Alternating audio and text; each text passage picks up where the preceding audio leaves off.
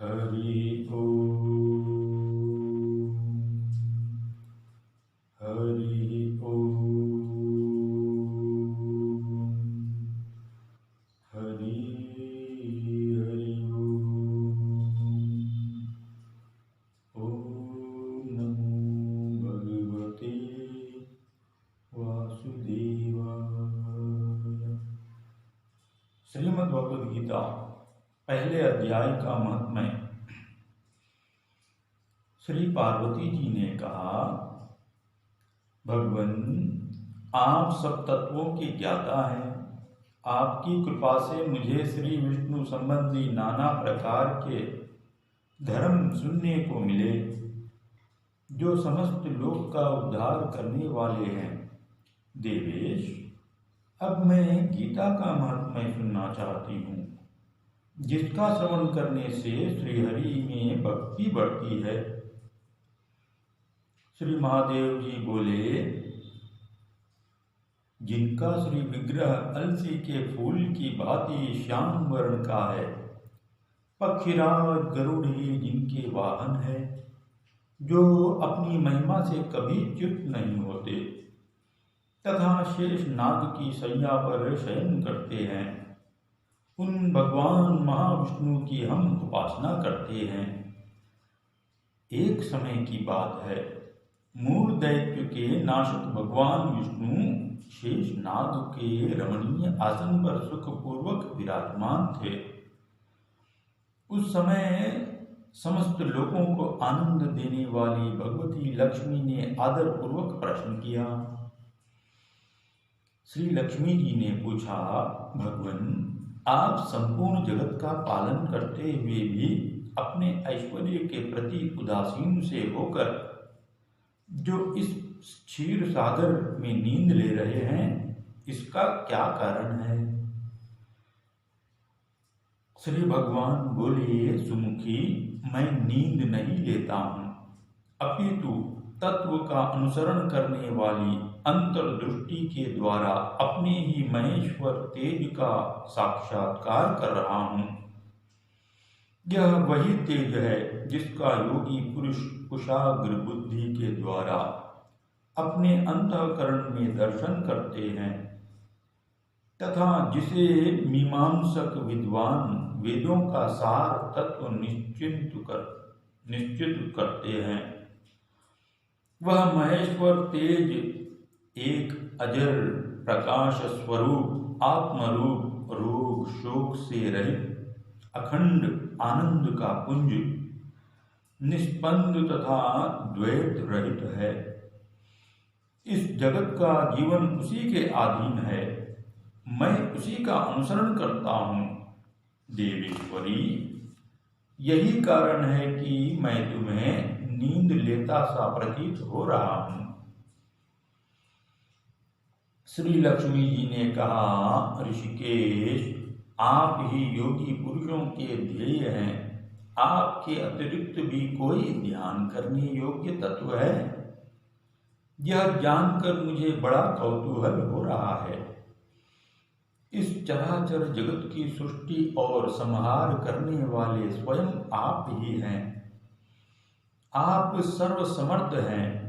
इस प्रकार की स्थिति में होकर भी यदि आप उस परम तत्व से भिन्न है, तो मुझे उसका बोध कराइए। श्री भगवान बोले, प्रिय, आत्मा का स्वरूप द्वैत और अद्वैत से पृथक, भाव और अभाव से मुक्त तथा आदि और अंत से रहित है। शुद्ध ज्ञान के प्रकाश से उपलब्ध होने वाला तथा परमानंद स्वरूप होने के कारण एकमात्र सुंदर है। वही मेरा ईश्वरीय रूप है। आत्मा का एकत्व ही सबके द्वारा जानने योग्य है। गीता शास्त्र में इसी का प्रतिपादन हुआ है। अमित तेजस्वी भगवान विष्णु के ये वचन सुनकर लक्ष्मी देवी ने शंका उपस्थित करते हुए कहा, भगवन, यदि आपका स्वरूप स्वयं परमानंदमय और मन वाणी की पहुंच के बाहर है, तो गीता कैसे उसका बोध कराती है? मेरे इस संदेह का आप निवारण कीजिए।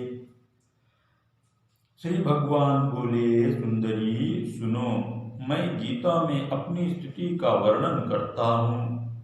क्रमशः 5 अध्यायों को तुम 5 मुख जानो, 10 अध्यायों को 10 भुजाएं समझो, तथा 1 अध्याय को उदर और 2 अध्याय को दोनों चरण कमल जानो। इस प्रकार यह 18 अध्यायों की वाङ्मयी ईश्वरीय मूर्ति समझनी चाहिए। यह ज्ञान मात्र से ही महान पातकों का नाश करने वाली है। जो उत्तम बुद्धि वाला पुरुष गीता के 1 या आधे अध्याय का अथवा 1 आधे या चौथाई श्लोक का भी प्रतिदिन अभ्यास करता है, वह सुशर्मा के समान मुक्त हो जाता है। श्री लक्ष्मी जी ने पूछा, देव, सुशर्मा कौन था, किस जाति का था और किस कारण से उसकी मुक्ति हुई? श्री भगवान बोले, प्रिय, सुशर्मा बड़ी खोटी बुद्धि का मनुष्य था। पापियों का तो वह शिरोमणि ही था। उसका जन्म वैदिक ज्ञान से शून्य और क्रूरता पूर्ण कर्म करने वाले ब्राह्मणों के कुल में हुआ। वह न ध्यान करता था, न जप, न होम करता था, न अतिथियों का सत्कार। वह लंपट होने के कारण सदा विषयों के सेवन में ही आसक्त रहता था। हल जोतता और पत्ते बेचकर जीविका चलाता था। उसे मदिरा पीने का व्यसन था तथा वह मांस भी खाया करता था। इस प्रकार उसने अपने जीवन का दीर्घ काल व्यतीत कर दिया। एक दिन मूढ़ बुद्धि सुशर्मा पत्ते लाने के लिए किसी ऋषि की वाटिका में घुस रहा था। इसी बीच में काल रूपधारी काले सांप ने उसे डस लिया। सुशर्मा की मृत्यु हो गई। तदंतर वह अनेक नरकों में जा वहां की यातनाएं भोगकर मृत्यु लोक में लौट आया और वहां बोझ ढोने वाला बैल हुआ। उस समय किसी पंगु ने अपने जीवन को आराम से व्यतीत करने के लिए उसे खरीद लिया। बैल ने अपनी पीठ पर पंगु का भार ढोते हुए बड़े कष्ट से 7-8 वर्ष बिताए। एक दिन पंगु ने किसी ऊंचे स्थान पर बहुत देर तक बड़ी तेजी के साथ उस बैल को घुमाया। इससे वह थक कर बड़े वेग से पृथ्वी पर गिरा और मूर्छित हो गया। उस समय वह कुतूहलवश आकृष्ट हो बहुत से लोग एकत्रित हो गए। उस जन समुदाय में से किसी पुण्यात्मा व्यक्ति ने उस बैल का कल्याण करने के लिए उसे अपना पुण्य दान किया। तत्पश्चात कुछ दूसरे लोगों ने भी अपने अपने पुण्यों को याद करके उन्हें उसके लिए दान किया। उस भीड़ में एक वैश्या भी खड़ी थी। उसे अपने पुण्य का पता नहीं था, तो भी उसने लोगों की देखा देखी उस बैल के लिए कुछ त्याग दिया। तदनंतर यमराज के दूत उस मरे हुए प्राणी को अपने यमपुरी में ले गए। वहां यह विचार कर कि यह वैश्या के दिए हुए पुण्य से पुण्यात्मा हो गया है, उसे छोड़ दिया गया। फिर वह भूलोक में आकर उत्तम कुल और शील वाले ब्राह्मणों के घर में उत्पन्न हुआ। उस समय भी उसे अपने पूर्व जन्म की बातों का स्मरण बना रहा। बहुत दिनों के बाद अपने अज्ञान को दूर करने वाले कल्याण तत्व का जिज्ञासु होकर वह उस वैश्या के पास गया और उसने दान की बात बतलाते हुए उसने पूछा, तुमने कौन सा पुण्य दान किया था?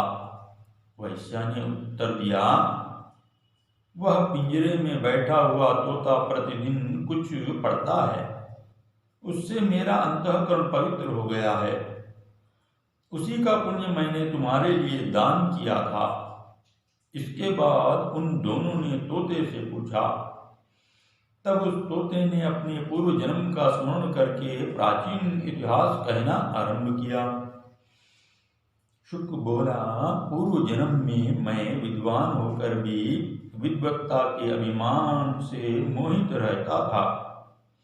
मेरा राग द्वेष इतना बढ़ गया था कि मैं भगवान गुणवान विद्वानों के प्रति भी ईर्ष्या भाव रखने लगा। फिर समयानुसार मेरी मृत्यु हो गई और मैं अनेकों घृणित लोकों में भटकता फिरा। उसके बाद इस लोक में आया। सद्गुरु की अत्यंत निंदा करने के कारण तोते के कुल में मेरा जन्म हुआ। पापी होने के कारण छोटी अवस्था में ही मेरा माता पिता से वियोग हो गया। एक दिन मैं ग्रीष्म ऋतु में तपे हुए मार्ग पर पड़ा था। वहां से कुछ श्रेष्ठ मुनि मुझे उठा लाए और महात्माओं के आश्रम के भीतर एक पिंजरे में उन्होंने मुझे डाल दिया। वहीं मुझे पढ़ाया गया। ऋषियों के बालक बड़े आदर के साथ गीता के प्रथम अध्याय की आवृत्ति करते थे। उन्हीं से सुनकर मैं भी बारंबार पाठ करने लगा। इसी बीच में एक चोरी करने वाले बहेलिये ने मुझे वहां से चुरा लिया। तत्पश्चात इस देवी ने मुझे खरीद लिया। यही मेरा वृत्तांत है, जिसे मैंने आप लोगों को बता दिया। पूर्व काल में मैंने इस प्रथम अध्याय का अभ्यास किया था, जिससे मैंने अपने पापों को दूर किया है। फिर उसी से इस वैश्या का भी अंतःकरण शुद्ध हुआ है और उसी के पुण्य से ये द्विज श्रेष्ठ सुशर्मा भी पाप मुक्त हुए हैं। इस प्रकार परस्पर वार्तालाप और गीता के प्रथम अध्याय के महत्मय की प्रशंसा करके वे तीनों निरंतर अपने अपने घर पर गीता का अभ्यास करने लगे। फिर ज्ञान प्राप्त करके वे मुक्त हो गए।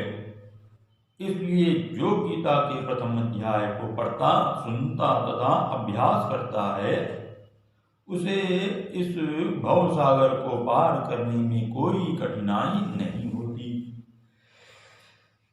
हरि ओम।